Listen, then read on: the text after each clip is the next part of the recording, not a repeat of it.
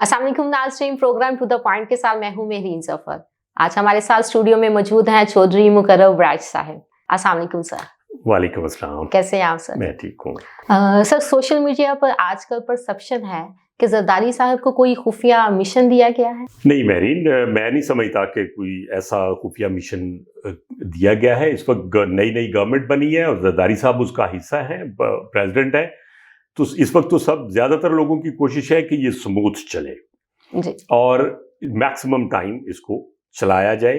इसमें मेरा सिर्फ ये ख्याल है कि चूंकि मुफाहमत के एक्सपर्ट हैं जरदारी साहब और इस किस्म की चीजें मतलब लाइक पीटीआई में बेशुमार लोग पीपल्स पार्टी से मूव करके आए हैं, तो ये एक परसेप्शन हो सकती है कि उनको वो ज़हन में रखें कि कल को माइनस इमरान खान अगर पीटीआई को साथ मिलाया जा सके, तो ऐसी किसी बात पे तो मैं कह सकता हूं कि शायद बहुत कोई पॉसिबिलिटी हो कि इस वक्त सबकी ख्वाहिश, ज़्यादातर लोगों की ख्वाहिश ये है कि ये गवर्नमेंट जो है ये स्मूथ चले और वो कोशिश ये करेंगे। मेरी ये ज़ाती ख्वाहिश है कि जरदारी साहब को चाहिए और पीपल्स पार्टी को चाहिए कि वो वफाक में वजारतें लें और अपना एक पॉजिटिव रोल हुकूमत बनाने और चलाने में प्ले करें, ताकि एक जिम्मेदार हुकूमत का जो मैसेज है वो दुनिया को जाए। जी, मेरा दूसरा सवाल आपसे ये है कि करोड़ों दिलों की जान इमरान खान साहब की जान को खतरा है क्या? बहुत अच्छा आपने उनका नाम अच्छी तरह से लिया है। I like it. इसमें कोई शक नहीं कि इमरान खान इस वक्त बहुत पॉपुलर लीडर हैं और ये पॉपुलैरिटी जहाँ पे इसके बहुत सारे एडवांटेजेस होते हैं वहाँ कुछ डिसएडवांटेजेस भी होते हैं। पॉपुलैरिटी की दुश्मनी भी होती है, बिल्कुल। कुछ लोग उनके मुखालिफ भी होंगे, हालांकि वो जेल में है और जेल अपेरेंटली बड़ी महफूज जगह कंसिडर होती है जी। लेकिन एक पिछले दिनों वाकया हुआ है कि कुछ दहशतगर्द टाइप लोग जो हैं वो जेल के बहुत करीब बहुत बड़ा लेटेस्ट असले के साथ पकड़े गए।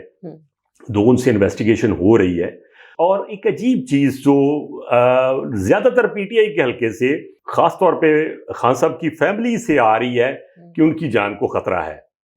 तो इसको बहरहाल सीरियसली लेना चाहिए। अगर ऐसी कोई सूरत हाल है तो उसको सीरियसली एड्रेस करना चाहिए, उसको देखना चाहिए कि उनकी जान को किससे खतरा है और उनको कैसे सेव किया जा सकता है, क्योंकि इस किस्म का कोई वाकया अगर खुदा न खास्ता हुआ तो वो शायद इस मुल्क के लिए बड़ा डैमेजिंग होएगा और हम इस किस्म का कोई वाकया अफोर्ड नहीं करेंगे। ये एक बहुत सीरियस इशू है, लेकिन मेरा ख्याल है कि वो जेल में महफूज है और अब जाहिर है उन पर सिक्योरिटी बढ़ा दी गई है। क्या कहते हैं चौधरी साहब के इमरान खान की रहाई कब तक होगी?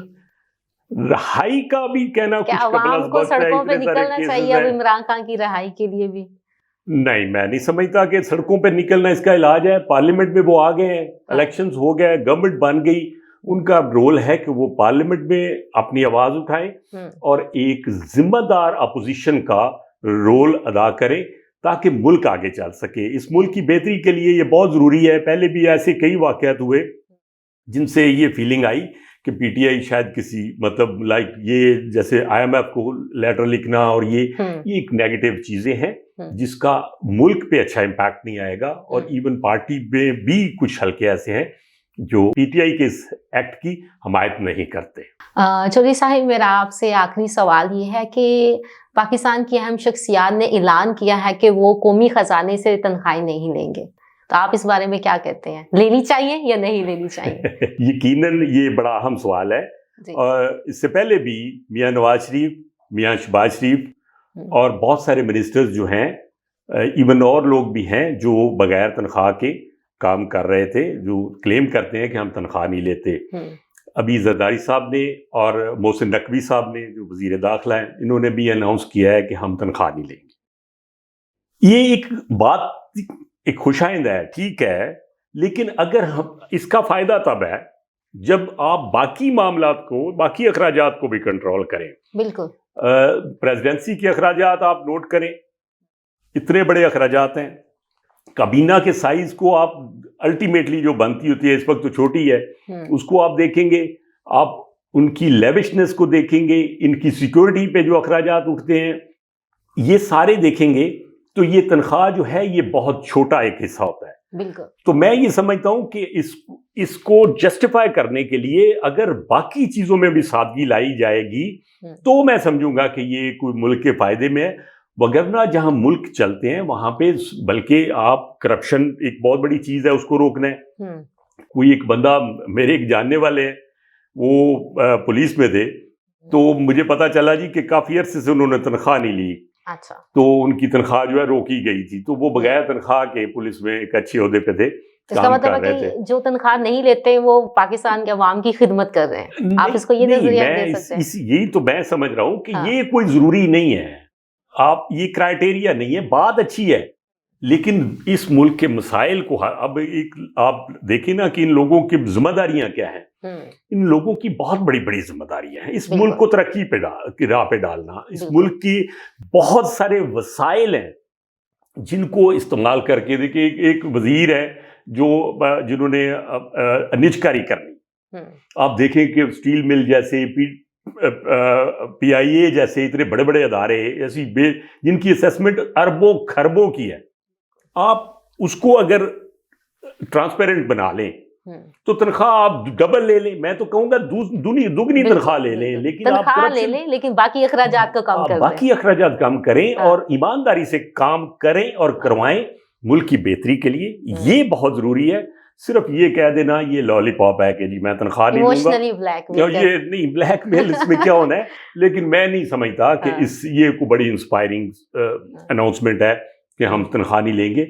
आप तनख्वाह लें, उनका हक है, वो काम मुल्क के लिए काम करते हैं, तनख्वाह उनका हक है। लेकिन अहमियत इस चीज की है कि इस मुल्क को तरक्की की राह पर डालने के लिए जो इकदाम हैं वो किए जाएं। बिल्कुल। और उस पे ये तनख्वाह इतना बड़ा बोझ नहीं है, बेशुमार वसाइल हैं जिनको अगर बरूए कार लाया जाए तो ये मुल्क बहुत तरक्की करे। और मेरा ख्याल है कि इस मुल्क को आगे बढ़ाने के लिए जरूरत है जिम्मेदारी की। आप अपना काम जिम्मेदारी से करें। जी चौधरी साहब, बहुत शुक्रिया आपका। बहुत शुक्रिया, आपका शुक्रिया। जी व्यूअर्स, आपका भी शुक्रिया कि आपने हमारे प्रोग्राम को सुना और उम्मीद करती हूँ कि आपको अच्छा लगा होगा। अपने कमेंट के जरिए से हमें बताइएगा और हमारे चैनल को सब्सक्राइब करें, लाइक करें, कमेंट करें।